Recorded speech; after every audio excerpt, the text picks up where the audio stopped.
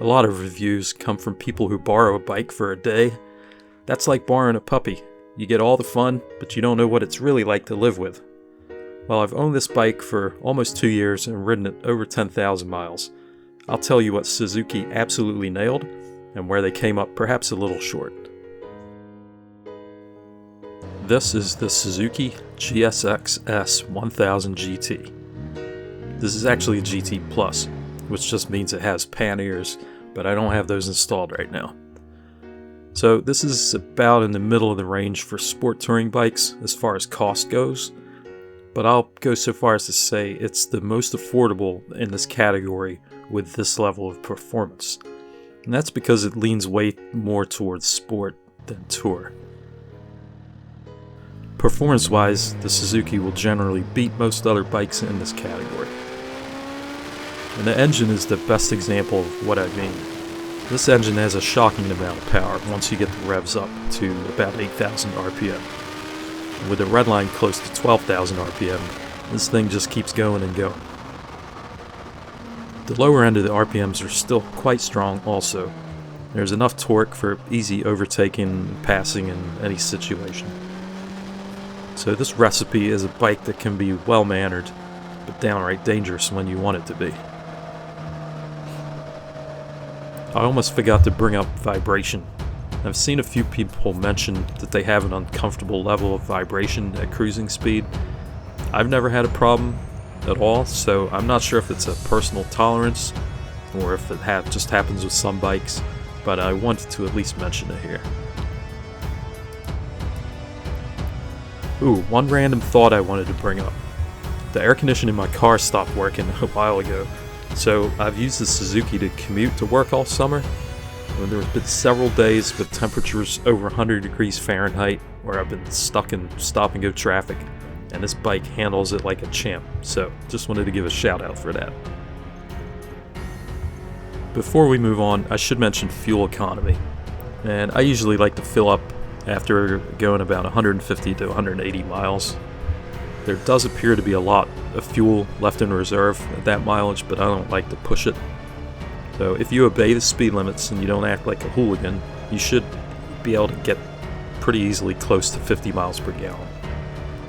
This bike, however, does not like to go slow, so most of the time I'm getting around 45 miles per gallon, which is not bad. So with the engine being probably my favorite thing about this bike, the transmission is a very close second. The shifts on this thing are light, but still very decisive. And the quickshifter is just like something out of a dream.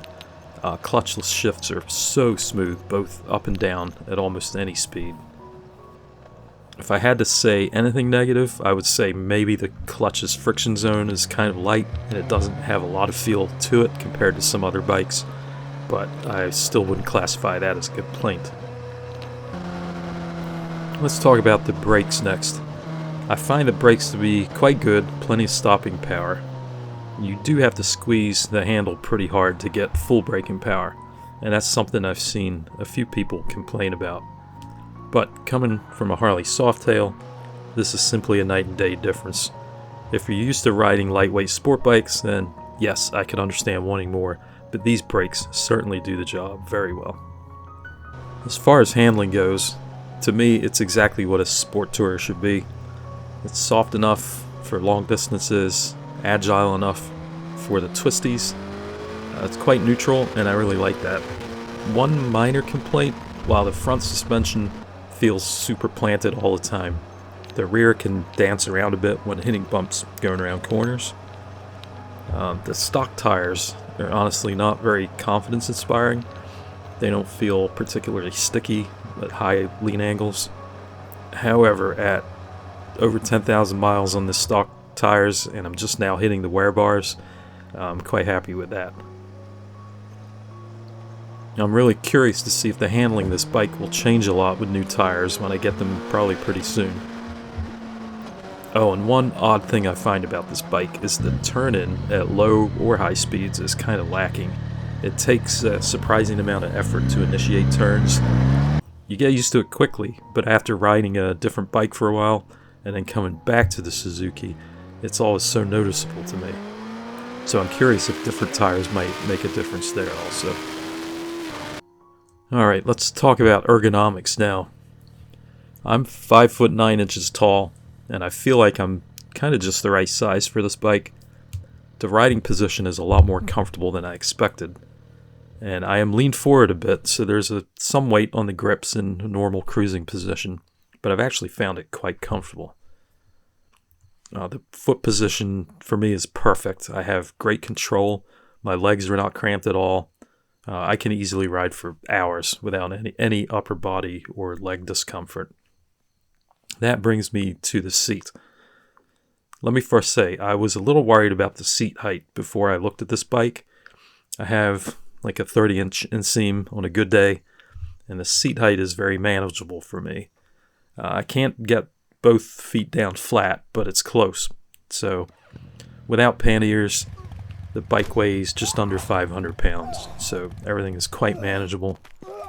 Back to the seat though. The stock seat is quite uncomfortable, and I would usually experience discomfort after about 45 minutes, maybe close to an hour.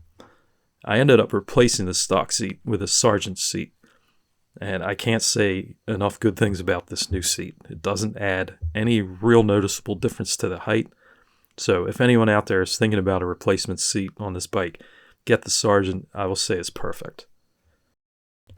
I unfortunately can't comment on pillion riding for this bike. I just don't feel comfortable taking a pillion on this bike yet. The seat doesn't really look very comfortable, but it's hard to say. I also mentioned I don't have the panniers on right now. I like the look of the bike without the panniers, so I just leave them off unless I specifically need them. They are super easy to take off and put back on, and they lock with the same key as the ignition. You can pack quite a lot of stuff in them, and they're really wide, so overall panniers are really nice. Alright, let's move on to the tech. As you might expect with the modest price, the bike is not loaded with a lot of modern technology. It has pretty standard stuff like ABS, traction control, throttle response modes, and cruise control. Oh, I will point out an issue I had with the cruise control.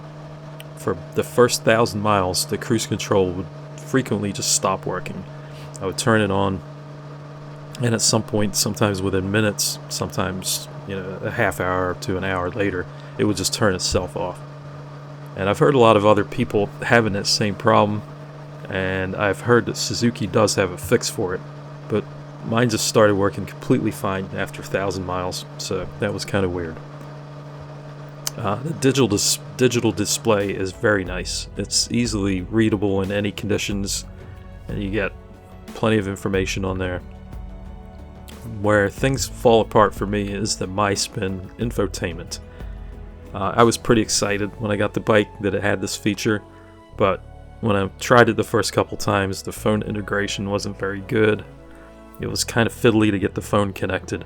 If I wanted to use my phone, it disconnected from the bike, so I would have to go through the process of connecting it all over again. The worst part was that the phone needed to stay unlocked with the screen on to use navigation or something. So I tried tucking the phone in my pocket, and that caused the screen to go into night mode. Anyway, it's kind of a pain, but it's not a deal breaker. For a relatively affordable bike, I give that kind of a pass, as I prefer to use my own phone for navigation and music anyway. I saved the worst for last, and that is the wind protection. The only positive I can say here is that the windshield does keep the wind off your chest. The unfortunate part is that all the wind gets funneled straight at your helmet. So tooling around town isn't too bad, but at highway speeds the noise is just ridiculous. It just the wind just gets blasted right into your face, right into your ears. This bike should come with a lifetime supply of earplugs, because you'll need them seriously. I think I'd rather not have a windshield at all. I tried an aftermarket windshield that was slightly wider and taller, but it hasn't really made a difference. And there are really times when I wish it was a naked bike instead. So, would I buy this bike again? It's ridiculously fun, affordable, reliable, hopefully, and reasonably comfortable. So despite its very few shortcomings, yes, I would buy it again. I really like this bike. I hope you give this video a like if it was useful, and subscribe because you never know what's going to show up on this channel. If I missed something you wanted to know about, just leave a comment, I'll get back to you, and thank you so much for watching.